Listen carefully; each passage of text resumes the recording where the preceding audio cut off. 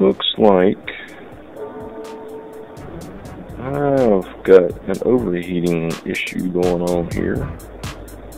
I did not know this was going on, but I'm going to have to investigate that and see what the deal is. That's the controller.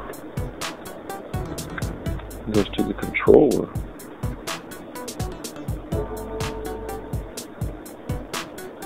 Could be an indication my controller will be going out soon.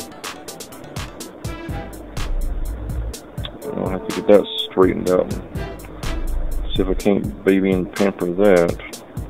This bag right here, this was already on it, which was a good idea since it's so close to the back tire.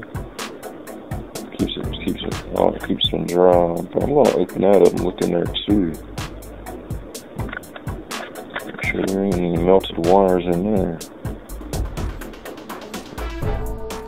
I've trimmed the wires and replaced the connectors with 1/4 inch blade connectors. These are the fully insulated quick disconnects.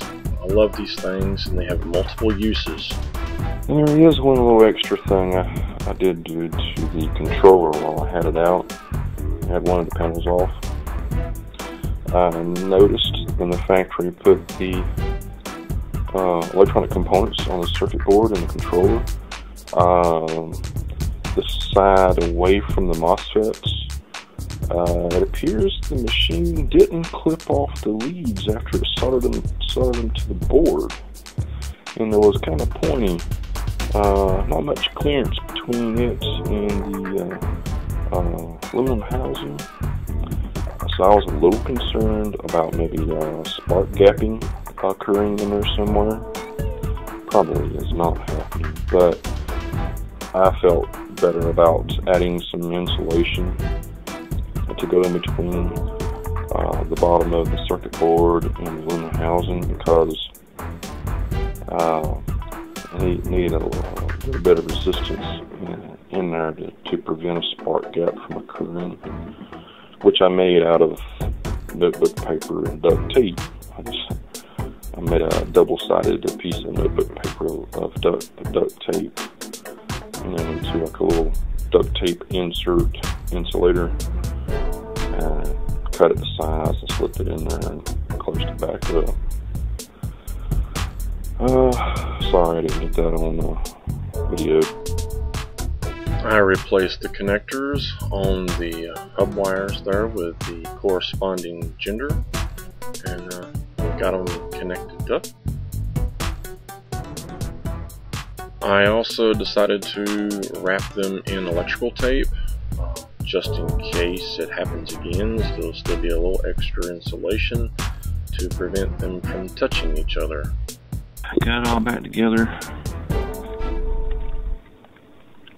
Noticed that I decided to leave those 3 large leads out in the open too, just like the factory did, because I figured if they get hot again, get hot enough to melt that cheap insulation around that wire, then they're probably will also get hot enough to melt the bag, so I did not put those in the bag.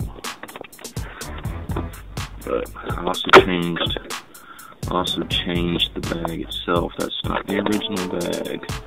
That's a food saver bag, really thick bags. And made it a little bit bigger too to help give some more splash guard, because I don't have this one here. That one right there, I don't have it protected. It's just clipped together and that's it. I keep it like that because that's my test port I use sometimes when I'm in here messing around. So I just keep it open, and I fear the bag underneath it there will keep water from splashing up on it. Well, I'm also going to go check the battery box. It's probably fine, but I want to check the fuse inside there and see how it's doing. I'm sure it's okay. Well, I checked the fuse in the battery, and it's fine. It's clean as a whistle. Ain't nothing hurt it. It was just those 3 main leads for the hub motor, and nothing else seemed to be out of whack. One thing that kind of bugs me, you notice how they've got the larger gauge wire coming out of the controller. Okay, that's good, but on the other end, going to actual hub motor, look at that. It's half the size.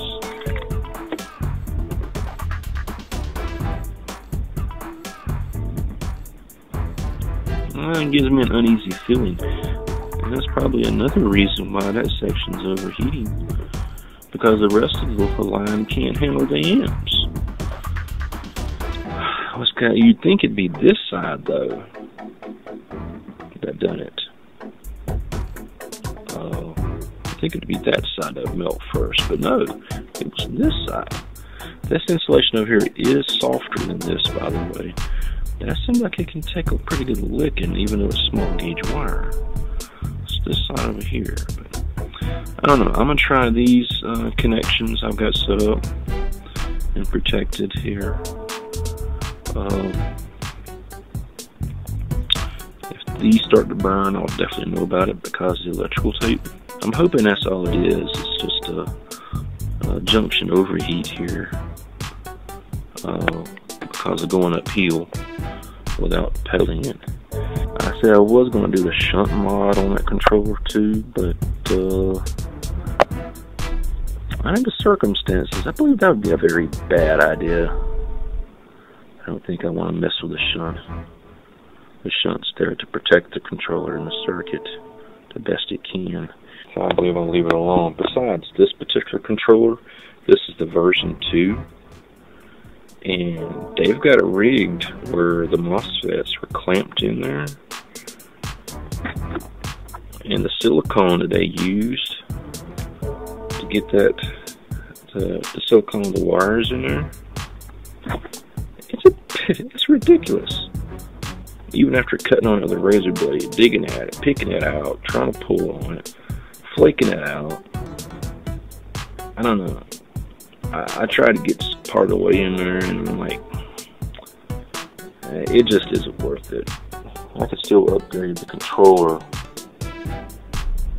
with a programmable controller. I've seen those at goldenmotor.com.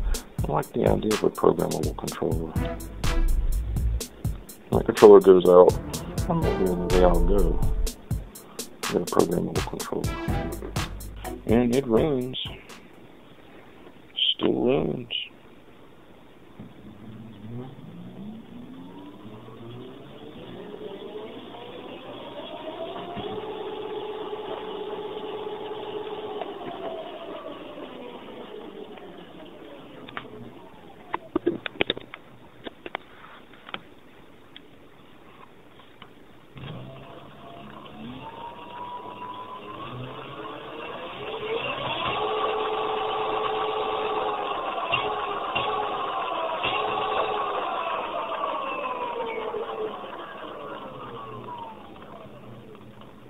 It's been over a week of heavy use back and forth to work with my new connections here.